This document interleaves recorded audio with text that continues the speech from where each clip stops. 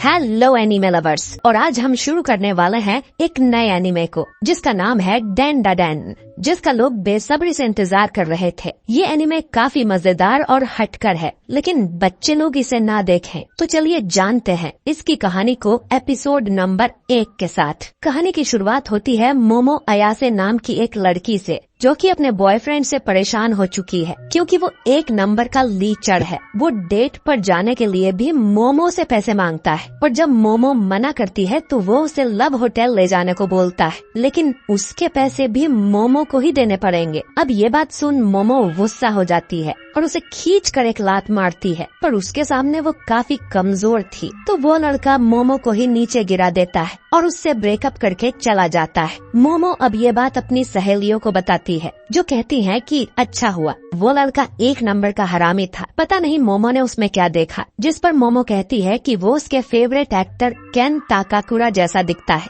और उसे हट्टे कट्टे मर्द टाइप लड़के ही पसंद आते हैं। जिस पर उसकी फ्रेंड्स कहती हैं कि इस तरह के लड़के तो अब दिखना ही बंद हो गए हैं। मोमो अब काफी उदास थी और सोच रही थी कि पता नहीं कब उसे केन ताकाकुरा जैसा मर्द मिलेगा। तभी उसकी नजर एक क्लास में जाती है जहाँ के लड़के एक चश्मिश लड़के को परेशान कर रहे थे और उस पे कागज फेंक रहे थे, और वो बस अपनी मैगजीन पढ़ रहा था। मोमो को ये देख अच्छा नहीं लगता। वो उस लड़के की बेंच पर जाकर बैठ जाती है और बाकी लड़कों को घूरने लगती है, जिससे वो लोग कागज फेंकना बंद कर देते हैं। मोमो अब उठकर वापस क्लास से बाहर आ जाती है और सोचती है कि वो अपना गुस्सा किस पर निकाले। तभी वो चश्मिश लड़का मोमो के पास आता है। उसे लग रहा था कि मोमो उसे लाइक करती है, इसीलिए वो उसके पास आकर बैठी थी। मोमो बोलती है कि शायद तुम्हें कोई गलत फहमी हो गई है, और मोमो को उसमें जरा सा भी इंटरेस्ट नहीं है। लेकिन फिर वो लड़का मोमो को अपनी मैगजीन के बारे में बताने लगता है कि कैसे यूएफओ और एलियंस सच में होते हैं, लेकिन सरकार इस बारे में कुछ नहीं बताती।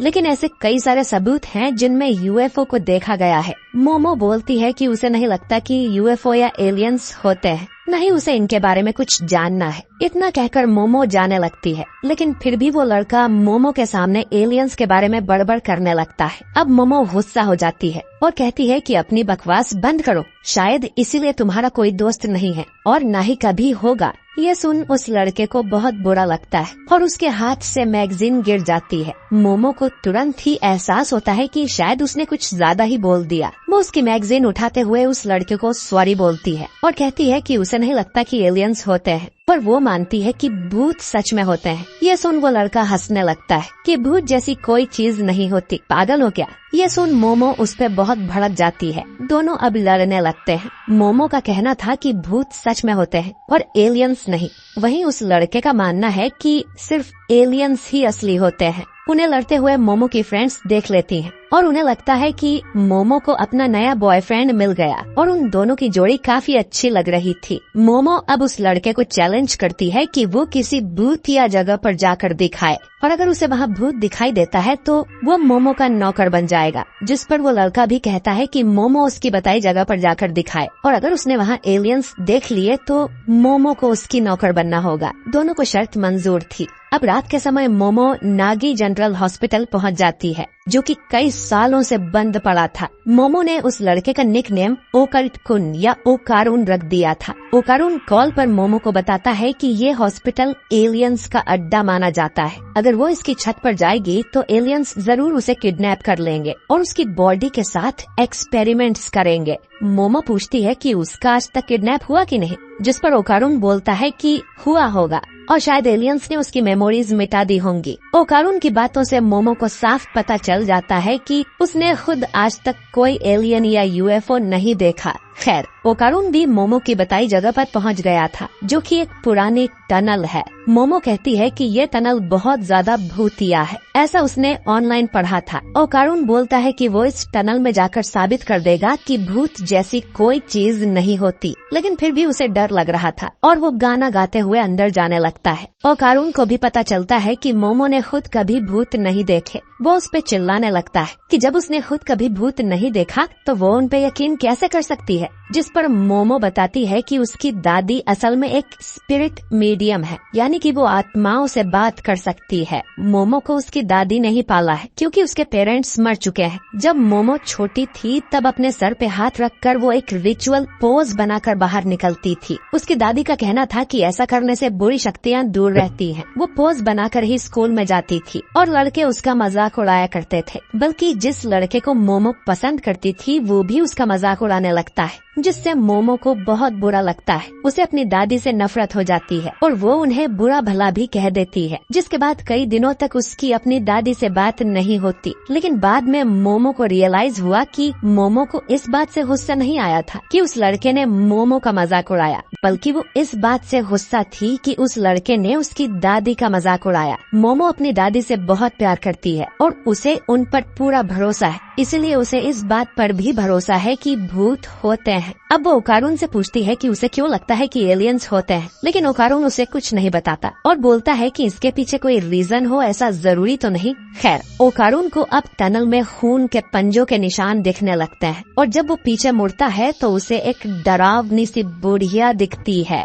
जो कि एक भूत है। अब ओकारून तुरंत गुफा से बाहर भागने लगता है। मोमो उसकी चीखें सुन कहती है कि वो भूत जरूर टर्बो ग्रैनी होगी और ऐसा कहा जाता है कि अगर वो किसी को पकड़ ले तो वो उस पे कर्स लगा देती है। ओकारून भागने की पूरी कोशिश करता है, लेकिन टर्बो ग्रैनी उस तक पहुंच जाती है और ओकारून का कॉल कट हो जाता है। मोमो अब उसकी मदद के लिए यहाँ से निकलने लगती है, लेकिन उसे यहाँ 3 आदमी जैसे रोबोट खड़े मिलते हैं जो कि असल में एलियंस थे। मोमो दूसरी तरफ भागने की कोशिश करती है, लेकिन वो लोग तुरंत ही मोमो को पकड़कर उसके कपड़े फाड़ देते हैं। मोमो को होश आता है तो उसके हाथ पैर बंधे हुए थे। एलियंस उसे बताते हैं कि वो लोग सर्पोइयंस हैं, क्योंकि वो सर्पो प्लेनेट से आए हैं। इनकी जाति में सिर्फ मेल्स ही हैं, क्योंकि ये जनसंख्या बढ़ाने के लिए क्लोन टेक्नोलॉजी का यूज करते हैं। ये भी इंसानों की तरह रिप्रोड्यूस करना चाहते हैं, इसीलिए ये इंसानों के ऑर्गन्स यानी बनाना चुराने यहाँ पर आए हैं। अब ये मोमो के साथ इंटरकोर्स करेंगे और फिर रिसर्च के लिए उसके ऑर्गन्स निकाल लेंगे। मोमो चिल्लाते हुए इनसे कहती है कि उसे जाने दे, लेकिन ये एलियंस अपनी साइकोकिनेसिस पावर का यूज करने लगते हैं ताकि मोमो हिप्नोटाइज हो जाए और इनकी बात माने। लेकिन मोमो दिमागी रूप से काफी मजबूत थी और उस पर इनकी पावर का ज्यादा असर नहीं होता। वो लोग अब एक्सपेरिमेंट शुरू करने वाले थे, लेकिन तभी मोमो का मोबाइल बजने लगता है।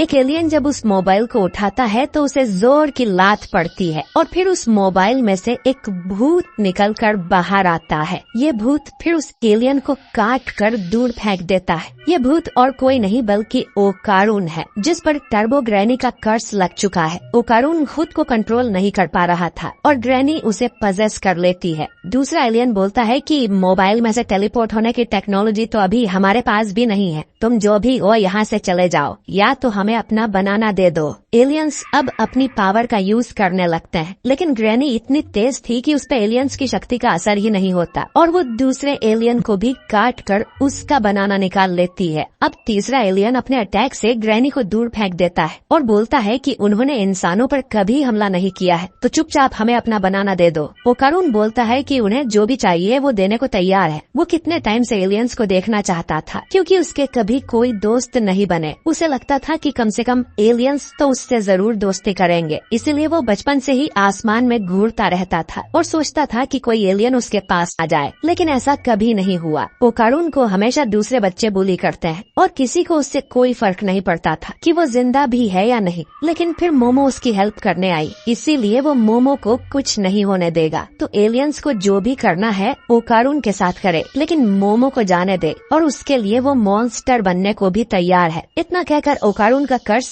फिर से उस पे हावी हो जाता है। मोमो भी चिल्लाती है कि इन्हें दिखा दो कि तुम एक असली मर्द हो। वो एलियन फिर से ओकारून पे अटैक करता है और ओकारून तुरंत ही हार मान लेता है। मोमो बोलती है कि ये तो शुरू होते ही खत्म हो गया। एलियन अब फिर से मोमो को हिप्नोटाइज करने लगता है और कहता है कि हमें मेल इंसानों से कोई मतलब नहीं है।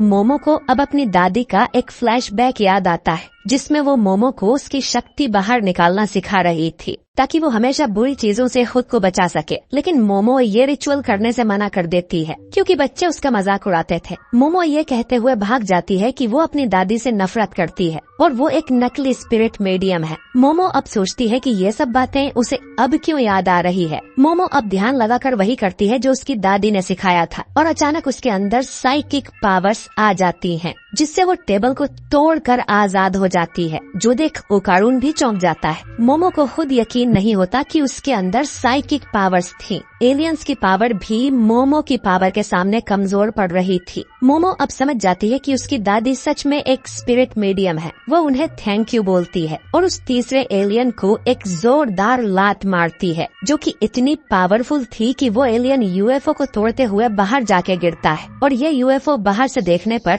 एक मून की तरह लग रहा था, लेकिन अब ये अपने असली रूप में आ जाता है और नीचे गिरने लगता है। मोमो देखती है कि ओकारून पूरी तरह से भूत बन गया था।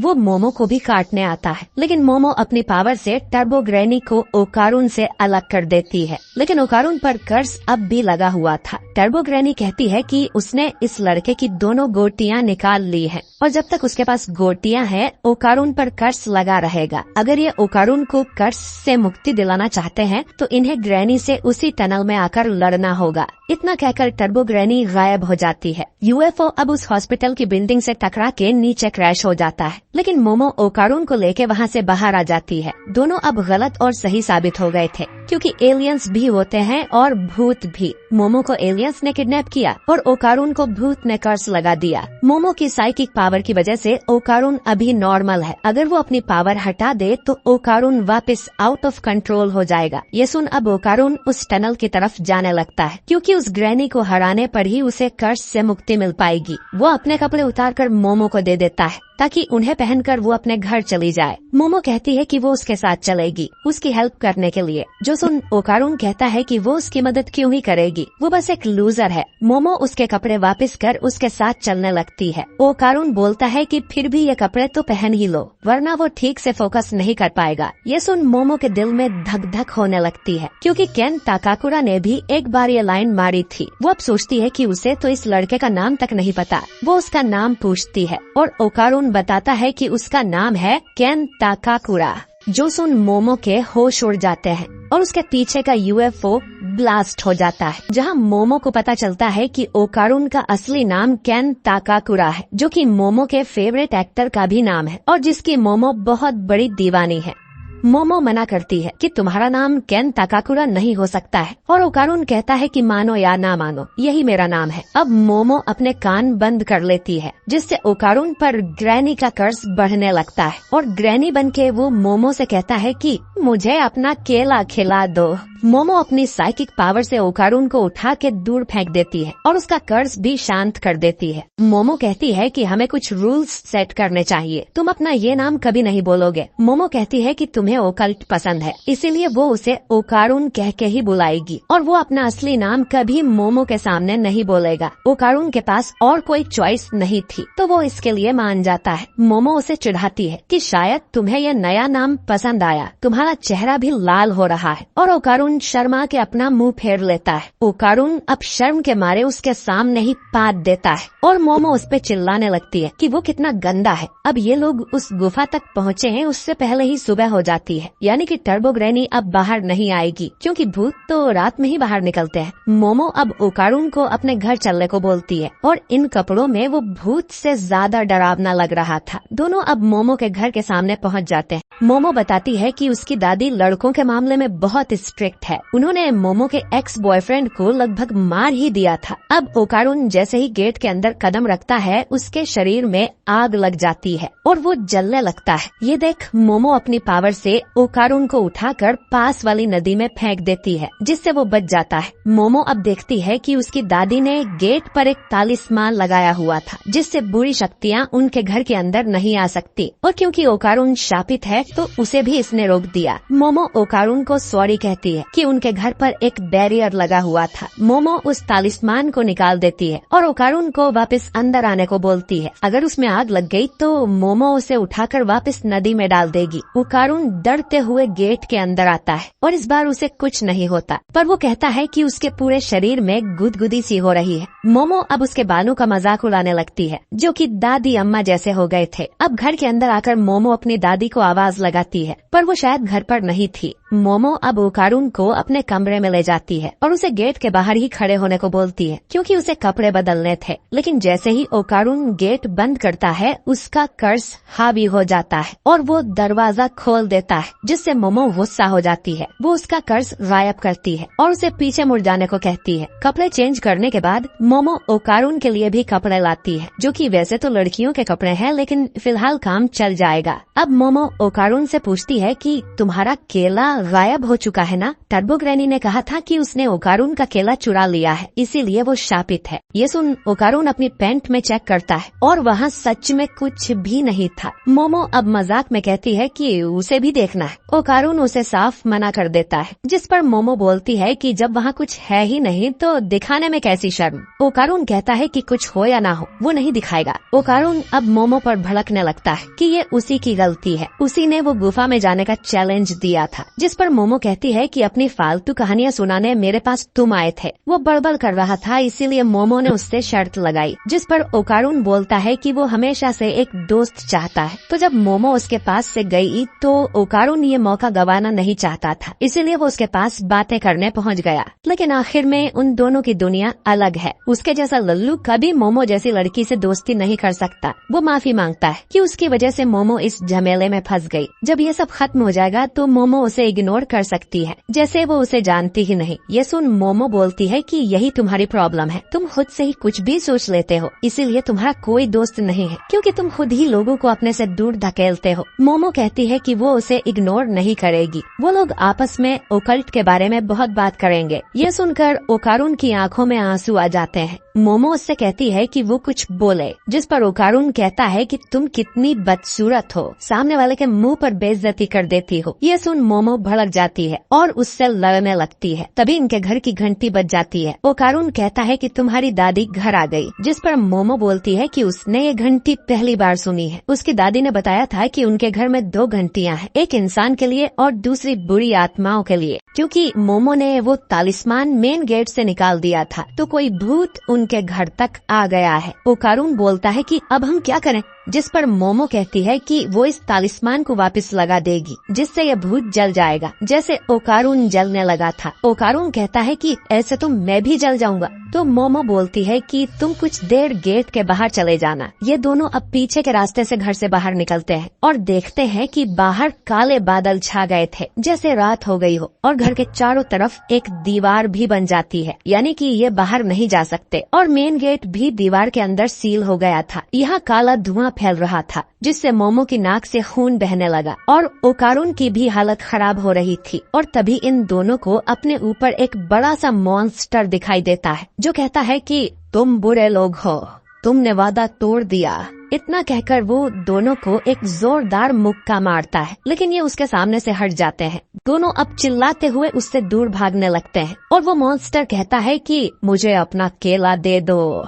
ये दोनों घर के पीछे छुप जाते हैं और मोमो कहती है कि ये किस तरह का भूत है, जिस पर ओकारून बोलता है कि ये भूत नहीं बल्कि एलियन है। उसके कॉलर से वो पहचान गया है कि वो एक फ्लैटवुड्स मॉन्स्टर नाम का एलियन है। इन्हें सबसे पहले अमेरिका के फ्लैटवुड्स शहर में देखा गया था और जापान में ये यामानाशी में देखे गए हैं। ये एलियन 3 मीटर लंबे होने के लिए जाने जाते हैं। अब मोमो को ये समझ नहीं आता कि भूत वाली घंटी एलियन ने कैसे बजा दी। ओकारून कहता है कि स्टडीज के हिसाब से जो लोग आत्माओं को देख सकते हैं वो यूएफओज भी देख पाते हैं। आसान शब्दों में भूत और एलियंस में कुछ कॉमन जरूर होता होगा। मोमो कहती है कि ये एलियन उन कल वाले एलियंस का दोस्त है क्या? अगर इन्होंने जल्दी कुछ नहीं किया तो ये इस काले धुएं से ही मर जाएंगे, जो कि वो एलियन निकाल रहा था। मोमो अपनी साइकिक पावर का यूज नहीं कर सकती क्योंकि वो ओकारून के कर्ज को दबाए हुए है। ओकारून अब मोमो से कहता है कि कर्ज को आजाद कर दो, मैं उस एलियन से लड़ूंगा। मोमो कहती है कि तुम्हें अचानक क्या हो गया, जिस पर ओकारून बोलता है कि मुझे एलियन से डर नहीं लगता। मोमो को बस उसका फिजिकल कर्ज आजाद करना है, जिससे ओकारून का मानसिक संतुलन बना रहे। वो एलियन अब इन्हें ढूंढ लेता है और इन्हें फिर से भागना पड़ता है। मोमो कहती है कि वो अपनी पावर को अभी इतने अच्छे से कंट्रोल नहीं कर सकती। ओकारून कहता है कि उसे ट्राई करना होगा। मोमो अब उसकी बात मान जाती है और ओकारून ग्रैनी वाले कर्स में ट्रांसफॉर्म होने लगता है। तभी एलियन इन पर एक बड़ा सा अटैक करता है, लेकिन अब ओकारून कर्स में ट्रांसफॉर्म हो चुका था और वो मोमो को उठाकर अटैक से दूर ले जाता है। अब ओकारून बिल्कुल ही बदल जाता है और किसी एनिमे के हीरो की तरह बात करने लगता है कि ये पावर तो कमाल की है, पर मैं डिप्रेशन में हूँ, मेरा दिमाग बिल्कुल ठंडा है और सब कंट्रोल में है। मोमो को समझ नहीं आता कि इसकी बोलचाल कैसे बदल गई। ओकारून माफी मांगता है कि सॉरी, मैं एक अजीब लड़का हूँ, जो कि केन ताकाकुरा की फेमस लाइन है। मोमो उसे गुस्से में बोलती है कि ये लाइन मारना बंद करो। वो एलियन इनके पास आकर ओकारून को अपने हाथों से कुचलने की कोशिश करता है, लेकिन ओकारून का शरीर अपने आप ही वहाँ से हट जाता है और अपने दांतों से उसने एलियन की उंगलियां ही काट दी थी। यही ग्रैनी की असली पावर है। ओकारून इतना तेज हो गया था कि मोमो को दिखा भी नहीं, लेकिन फिर ओकारून अचानक ही खून की उल्टी कर देता है। वो एलियन फिर से ओकारून पर अटैक करता है और उसे कुचलने की कोशिश करता है, लेकिन मोमो अपनी पावर से ओकारून को अपनी तरफ खींच लेती है। वो मोमो से माफी मांगता है कि कर्स की पावर को उसकी बॉडी झेल नहीं पा रही है। ऐसा लग रहा था जैसे उसके शरीर के लाखों टुकड़े हो जाएंगे। इतनी स्पीड से इंसान का शरीर मूव नहीं कर सकता। पता नहीं वो अब इस एलियन को कैसे हरा पाएंगे। अब मोमो नोटिस करती है कि वो एलियन एक सूमो रेसलर की तरह लड़ रहा है, तो अगर इन्होंने उसके हाथों को जमीन से टच करवा दिया तो ये लोग जीत जाएंगे। ये लोग अब उसके पैरों पर अटैक करने का सोचते हैं ताकि उसे गिरा सकें। ओकारून वापस कर्स में ट्रांसफॉर्म हो जाता है और दोनों उसके पैरों की तरफ भागने लगते हैं। ओकारून बिजली की रफ्तार से एलियन का एक पैर तोड़ देता है। मोमो भी अपनी पावर से उस एलियन को गिरा देती है और उसका एक हाथ जमीन को छूते ही खत्म हो जाता है, लेकिन वो एलियन अपने 2 और पैर उगा लेता है और दूसरे हाथ से मोमो को उठाकर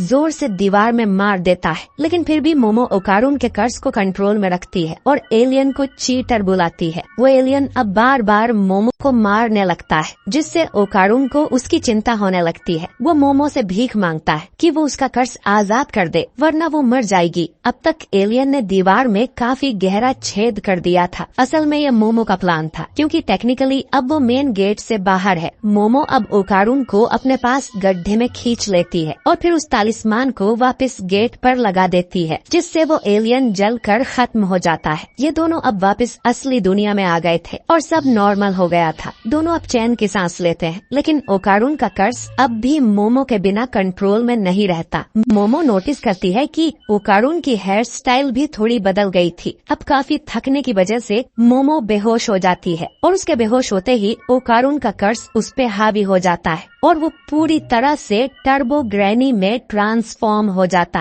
है। इसके बाद हम एक टीवी प्रोग्राम को देखते हैं जिसमें सेंटा डोडोरिया नाम की साइकिक आई होती है, जो कि यहाँ पर एक सेलिब्रिटी का चेहरा देख उसकी लाइफ के बारे में बताती है। जैसे कि उसकी एज 27 साल है, उसकी एक बीवी और बच्चा है और उसे करी पसंद है, लेकिन उसकी सारी बातें गलत निकलती हैं, क्योंकि वो सेलिब्रिटी बताता है कि वो तो बस 20 साल का है, वो अब भी सिंगल है और उसे रामेन पसंद है। प्रोग्राम खत्म होने के बाद यहाँ के मैनेजर सोच रहे थे कि ये साइकिक इतनी गलत कैसे हो सकती है। कोई बच्चा भी उस सेलिब्रिटी को देखकर बता देगा कि वो 20 साल का है और उसके बीवी बच्चे होने का तो सवाल ही नहीं है। वो साइकिक अब एक टैक्सी में बैठकर अपने घर जाने लगती है। टैक्सी ड्राइवर साइकिक को देखते ही पहचान जाता है कि ये तो सेंटा डोडोरिया है। उसने उसे टीवी पर देखा था। वो पूछता है कि क्या उसके पास सच में साइकिक पावर्स हैं। साइकिक ड्राइवर से कहती है कि कार रोक दो, उसे यहीं पर उतरना है। ड्राइवर को लगता है कि शायद वो उसकी बात सुनकर नाराज हो गई है, लेकिन वो उससे कहती है कि अगर मरना नहीं चाहते तो तुरंत यहाँ से निकल जाओ। इधर ओकारून टर्बो ग्रैनी में बदल गया था।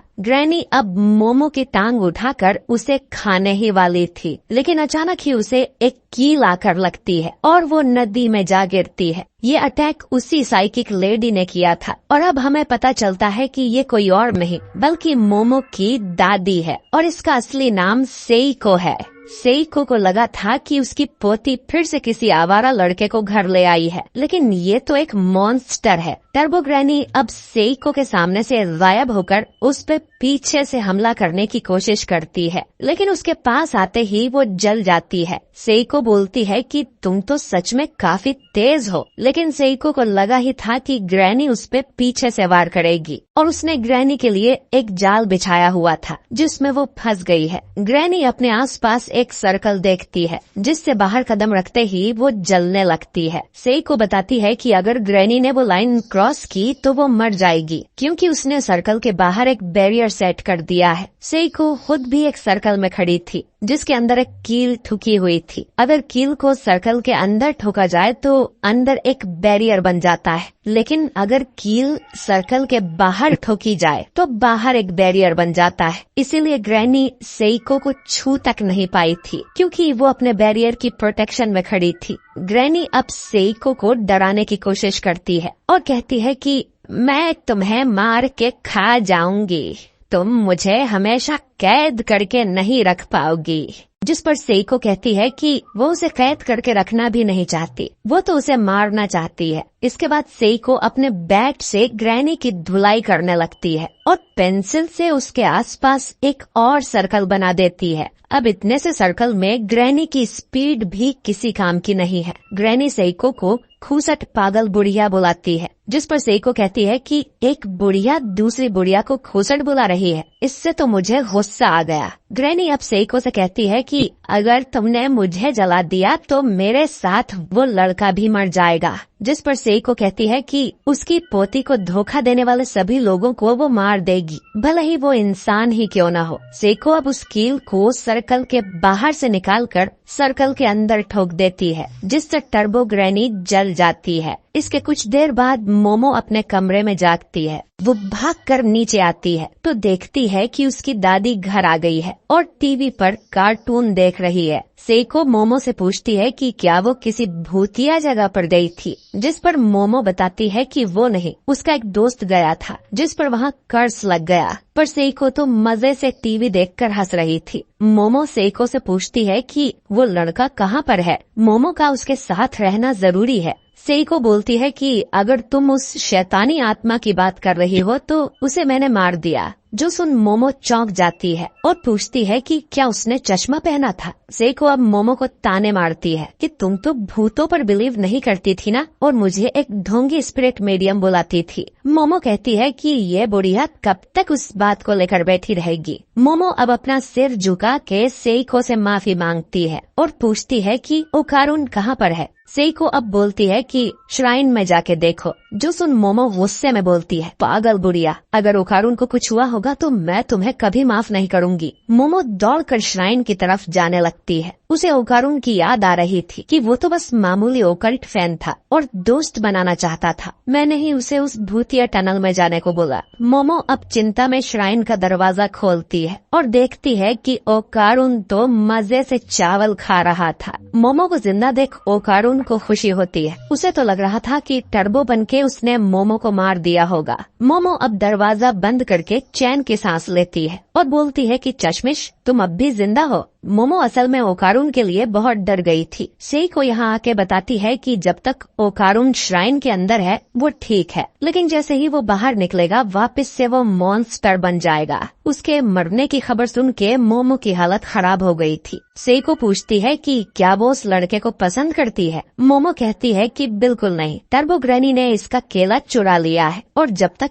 उसके पास केला है इसका कर्ज नहीं हटेगा। इसकी जिम्मेदार मोमो है, इसीलिए वो उसकी मदद करना चाहती है। मोमो ये भी बताती है कि वो अब साइकिक पावर्स यूज कर सकती है। वो एक यूएफओ में फंस गई थी और वहाँ उसने अपनी पावर अनलॉक कर ली। ये सुन सेइको बोलती है कि यूएफओ जैसा कुछ नहीं होता। मोमो कहती है कि कल तक मैं भी यही बोला करती थी। सेइको अब बताती है कि टर्बो ग्रैनी बहुत खतरनाक है। पुराने समय में उसे 100 किलो की ग्रैनी भी कहा जाता था और उसने पूरे देश में डर फैलाया हुआ था। सेइको को जब पता चला कि ग्रैनी टनल में रहने लगी है तो वो उसे देखने गई थी, लेकिन वो टनल के करीब भी नहीं जा पाई क्योंकि उस जगह की स्पिरिचुअल पावर बहुत ज्यादा स्ट्रांग थी। सेइको अब लोकेशन बाउंड स्पिरिट्स के बारे में बताती है। ये वो स्पिरिट्स होती हैं जो कि एक ही लोकेशन पर रहती है और उस लोकेशन से उनका गहरा रिश्ता होता है, यानी कि वो अपने उस इलाके में सबसे ज्यादा ताकतवर होती है। और ऐसी ही एक लोकेशन बाउंड स्पिरिट सेइको को उस टनल के अंदर मिली थी। इसका मतलब है कि टर्बो ग्रैनी और लोकेशन बाउंड स्पिरिट आपस में मिले हुए हैं और उनसे लड़ना नामुमकिन है। इसीलिए सेइको मोमो से कहती है कि इस लड़के को भूल जाओ और अपनी नॉर्मल जिंदगी में लौट जाओ। मोमो अब सोचती है कि उसकी जगह केन ताकाकुरा होता तो क्या करता। वो जब भी किसी फैसले को नहीं ले पाती तो वो केन ताकाकुरा की तरह सोचती है, और अगर केन मोमो की जगह होता तो वो ओकारुन की मदद जरूर करता और मोमो भी यही करेगी। सेइको फिर से मोमो को चिढ़ाने लगती है कि पगली, तुम्हें तो प्यार हो गया, जिस पर मोमो कहती है कि अरे मैं एक्टर केन ताकाकुरा की बात कर रही थी। सेइको अब कहती है कि ग्रैनी को हराना है तो उसके साथ पकड़म पकड़ाई खेलो। उसे अपनी स्पीड पर बहुत घमंड है। अगर तुम उसे पकड़म पकड़ाई का चैलेंज करोगी तो वो जरूर मान जाएगी। अब उस लोकेशन बेस्ड स्पिरिट का इलाका ये पूरा शहर है, तो इन्हें ग्रैनी को भगाते हुए शहर के बाहर लाना होगा, तब वो थोड़ी कमजोर हो पाएगी और फिर शायद तुम उसे हरा पाओगी। मोमो अब पूछती है कि जैसा बैरियर उन्होंने अपने घर पर लगाया हुआ है वैसा वो टनल के बाहर नहीं लगा सकते क्या। सेइको बताती है कि तालिस्मान को उनकी पावर उस जगह के देवता से मिलती है और हर जगह के देवता अलग अलग होते हैं। तो जैसे ही सेइको अपने शहर से बाहर जाएगी वो ये पावर्स यूज नहीं कर सकती, यानी कि ये शहर सेइको का इलाका है। इसीलिए ग्रैनी को हराने का एक ही रास्ता है, उसके साथ पकड़म पकड़ाई खेलना। अगर ओकारुन आज से ही ट्रेनिंग शुरू करे तो ग्रैनी जितना तेज तो भाग ही लेगा। ओकारुन बोलता है कि चलो, किसी को तो याद आया कि मैं भी यही हूँ। मोमो कहती है कि ओकारुन में बिल्कुल भी स्टेमिना नहीं है और मोमो को हमेशा उसके पास रहना पड़ेगा, तभी उसका कर्स कंट्रोल में होगा। जिस पर सेइको ओकारुन से कहती है कि मोमो को अपने कंधे पर उठा लेना। ओकारुन कहता है कि कर्स मोड में भी उसकी ताकत बस डबल होती है, जिस पर सेइको बोलती है कि आज से ही जिम शुरू कर दो और हर एक्सरसाइज 100 बार करो। वहीं मोमो को भी अपनी साइकिक पावर बढ़ानी होगी। इसके अलावा सेइको उनकी और कोई हेल्प नहीं कर सकती। वो इन्हें सोने को बोलती है ताकि कल से ये ट्रेनिंग शुरू कर सके। इतना कह के वो चली जाती है। ओकारुन मोमो से कहता है कि तुम्हारी दादी तो बहुत जवान है। ओकारुन अब मोमो से माफी मांगता है कि उस एलियन की लड़ाई में वो ज्यादा कुछ नहीं कर पाया और मोमो को उसे बचाना पड़ा। अगली लड़ाई में वो जरूर मोमो को बचाएगा, जिससे वो डिसअपॉइंट नहीं होगी। तो प्लीज मेरी दोस्त बनी रहो। मोमो कहती है कि ऐसा कुछ नहीं है, तुम ज्यादा सोच रहे हो। जिस पर ओकारुन चिल्लाते हुए बोलता है कि तो फिर मेरे मुंह पर दरवाजा क्यों बंद किया था, और दोनों बहस करने लगते हैं। खैर, इसके बाद ओकारुन श्राइन में ही सो जाता है। अगली सुबह सेइको टीवी पर न्यूज देख रही थी कि उस सेलिब्रिटी की पोल खुल गई है, जिसके बारे में सेइको ने बताया था। वो सच में 27 साल का है और उसकी सच में शादी हो चुकी है, यानी कि सेइको ने उसके बारे में सब सही बताया था और सभी न्यूज चैनल पर उसकी ही खबर आ रही थी। मोमो अब ओकारुन के लिए चाय लेके जाती है, लेकिन ओकारुन को तो बहुत जोर से प्रेशर बन रहा था और उसे बाथरूम जाना था। लेकिन मोमो और ओकारुन के बीच अगर कोई दीवार या दरवाजा आता है तो उसकी पावर काम नहीं करती, यानी कि मोमो को ओकारुन को हगते हुए देखना पड़ेगा और वो दोनों ही ये नहीं चाहते। सेइको मोमो से पूछती है कि वो उसके कर्ज को कंट्रोल कैसे करती है, जिस पर मोमो बताती है कि उसे ओकारुन के आसपास एक ऑरा दिखाई देता है। जब वो उस ऑरा को अपने हाथों से दबाती है तो वो छोटा हो जाता है और इस तरह कर्ज काबू में रहता है। सभी में किसी न किसी तरह का ऑरा होता है। वो पौधों और पत्थरों में भी ऑरा देखती है और उन्हीं ऑरा को पकड़कर वो इधर उधर कर सकती है, लेकिन सिर्फ एक छोटे एरिया में। मोमो आगे कहती है कि जब ये पावर उसके अंदर जागी थी तब ये